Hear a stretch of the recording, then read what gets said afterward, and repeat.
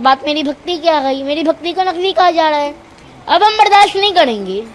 वो क्यों कह रहा है मुझे भगवत साख? कोई उससे पूछ रहा है विनय पूर्वक, कोई उस पर आक्षेप कर रहा है? ये अहंकार की दशा होती है, और अहंकार का लय हुए बिना कुछ नहीं होता। ये सब नाटक होता है, माया का नाटक होता है। सत्य जो मार्ग है अभी उस पर कदम नहीं।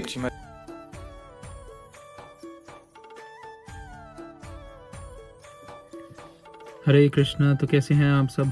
आई विश कि सब बढ़िया होगी। तो आज हम दोबारा एक बार फिर अभिनव अरोड़ा के ऊपर एक वीडियो बना रहा हूँ मैं, जो कि काफ़ी ज़्यादा अभी सीरियस टॉपिक हो चुका है, सोशल मीडिया पे हो गया है या बना दिया गया है तो भगवान जानते हैं। बट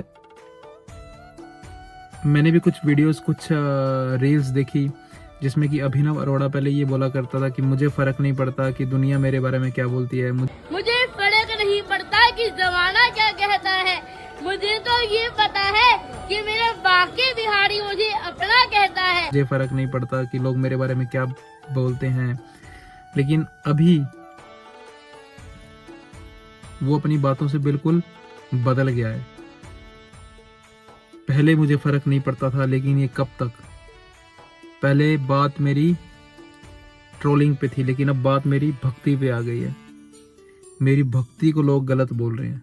देखिए, अभी तक मुझे मोटा तोता बोल रहे थे, तब तक हमने सोचा कि उनका व्यापार चल रहा है, वो कमा रहे हैं।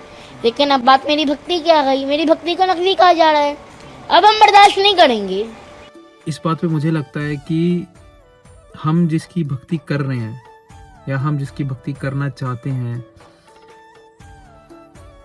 उसे पता है कि हम कैसे हैं।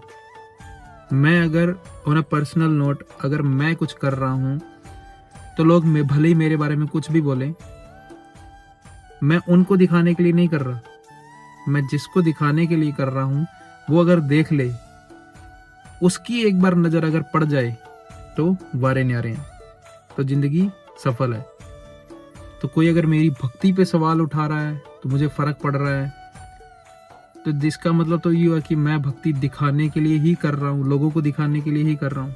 मैंने जैसे ही वो वीडियो देखी जिसमें कि अभिनव ये बोल रहा था कि जब तक मुझे ट्रोल किया जा रहा था तब तक ठीक है, लेकिन अब बात मेरी भक्ति पर आ चुकी है, अब मैं इसे सहन नहीं करूँगा। तो इसे सुनते ही मुझे एक और बात दिमाग में आई कि ऐसे ही वृंदावन में प्रेमानंद जी के पास किसी व्यक्ति ने ये बोला था कि मेरी कुंडलिनी जागृत हो गई है, मुझे आत्मबोध हो गया है, मुझे आत्म साक्षात्कार हो गया है। तो प्रेमानंद जी ने ये जवाब दिया था कि आप क्यों बताना चाहते हो कि आपको आत्म साक्षात्कार हो गया है? कौन आपसे पूछ रहा है?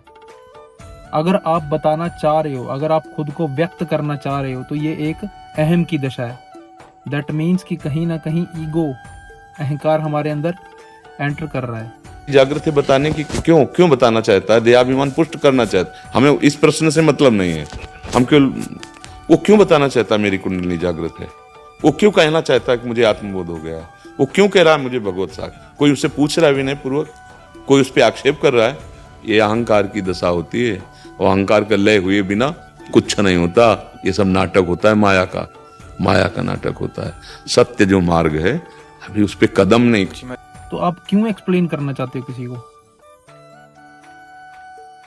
और वैसे भी मैं अक्सर ये बोलता हूँ कि अगर आज का टाइम ऐसा है कि हम लोग जिसको अगर हम एक्सप्लेन करने निकल रहे हैं खुद को, तो हम अपना टाइम वेस्ट कर रहे हैं। क्योंकि मैं क्या बात बोल रहा हूँ किसी को, अगर मैं किसी को एक्सप्लेन करूँ, तो अगर 1000 लोग मेरी सुनने वाले हैं तो वो 1000 के 1000 लोग अपने अपने मतलब के अनुसार मेरी बात का मतलब निकालेंगे। अब एक बात ये भी है ना कि भगवान के कितने भक्त, भगवान के कितने सेवक इस भौतिक जगत में आए हैं हमें सिखाने के लिए कि भगवान को कैसे प्राप्त किया जाए।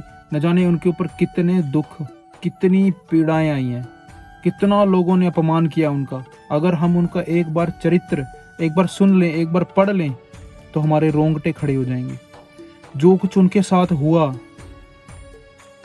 हमारे साथ तो थोड़ा कुछ लाइफ में हो जाए ना, तो हम तो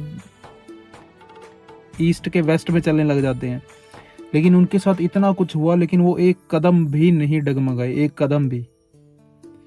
न जाने कितने लोगों ने उनका प्रतिकार किया, कितने लोगों ने उनको गंदा भला बुरा बोला, लेकिन क्या वो अपनी भक्ति को प्रूव करने बैठे। वायरल हो रही थी कि जहाँ पर जगत गुरु रामभद्राचार्य जी ने अभिनव अरोड़ा को स्टेज से नीचे उतार दिया था।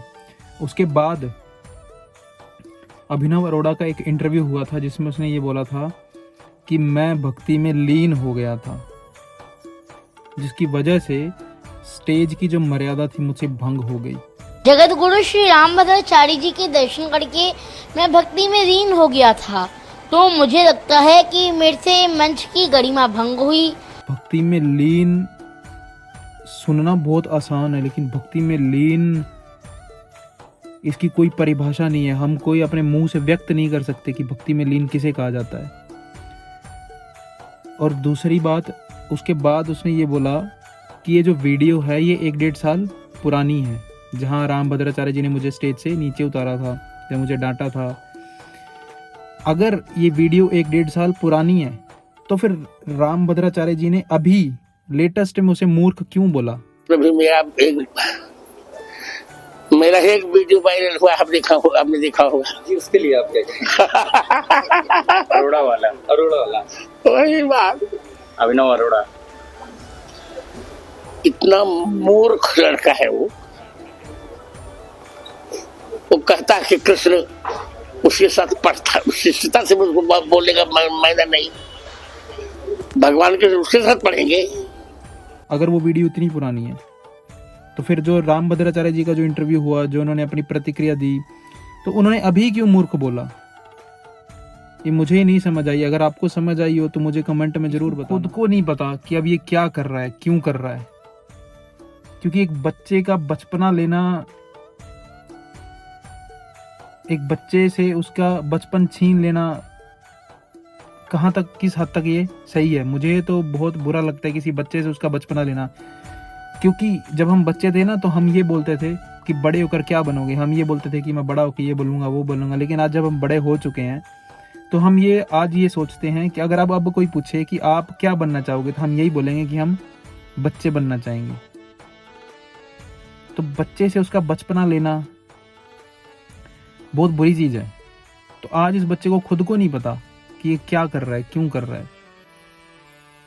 इतना ट्रोलिंग, इतना भला बुरा सुनना, इस बच्चे की मुझे तो बिल्कुल भी कोई गलती नहीं लगती। हाँ, इसके ऊपर जो गार्डियंस हैं, जो उसके पेरेंट्स हैं, जहाँ से ये सीख रहा है, जहाँ आप पता नहीं लोग इसे रट्टू तोता अपने पिताजी का रट्टू तोता ऐसे ही बोल रहे थे।